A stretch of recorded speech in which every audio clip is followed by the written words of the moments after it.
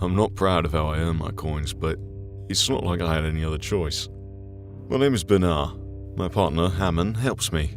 We never planned to do it, just kind of fell into it. We met as children in the village highway. We played together as children, but our childhood never lasted long. When we were 11, there was a fire that burned down half of Hayway. Lots of people died, including both of our parents. We never told anyone that we were the reason the fire started. All those deaths on our hands. The end of our childhood. From that point on, we had to look after ourselves. If we didn't, we would die. We started out trying to get a paying job, but no one wanted a couple of children. So we had to find our own way of getting gold. We talked it over and we decided if we wanted to survive, we would have to steal the gold. Whatever we had to do, it was easy for us. We either did it, or we would die. We were smart about it, thought it through. We would travel to other towns and villages to steal gold. Not cities, smaller, less guarded locations. We spent years stealing from homes all over Arona. As we grew older, we could have tried to get proper jobs, except stealing, we got more gold in less time. Trouble was, because of an increase in theft, people started trying to get better security to protect their valuables. One time, when we broke into this elderly woman's house, she left some bottles under the window. She heard us breaking in and tried to attack. While defending ourselves, we accidentally pushed her, and her neck got snapped as it hit the table. That snapping sound. Still fresh in my mind as if it just happened. Me and Hammond ran away as fast as we could. Living after stealing from people we had no problem with.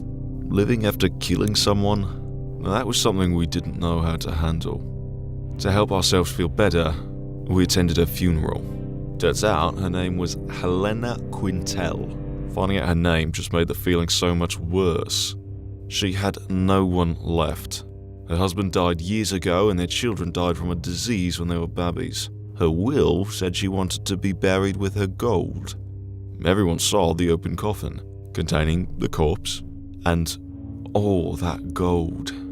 We planned to start stealing from graves, less protected from homes. Also, it wouldn't end in any more deaths. Felt wrong wanting to continue to steal from Helena even after death, but in the long run, if no one dies, I can live with myself. Hammond wasn't convinced at first. He kept saying, stealing from the dead was a deed that sends death after you.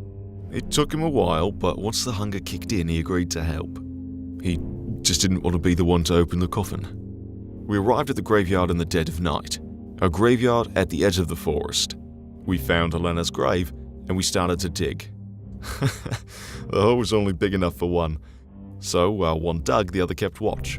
Eventually, Hammond hit her coffin. He dug around it and then we switched. I used my shovel to prise open the lid of her coffin. All that gold, obtained in a single night. That's when Hammond called down to me. He saw something in the distance.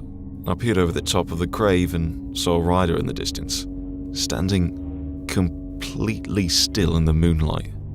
Something was off, but we couldn't tell at that distance. The rider began to ride towards us and instinctively we ran. We could hear the hooves getting closer and closer.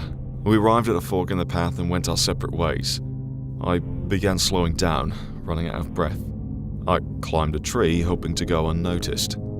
I clung on top of a branch, closed my eyes trying to shut everything out, and just caught my breath. When I opened my eyes, I saw Hammond running right below me, right as the rider cut him down. He swung back around and got off his horse. You see, the reason something seemed off about this figure was because he was missing his head. A headless horseman. He wore a navy cloak, and the cloak had a badge. It was white with a blood-red eye.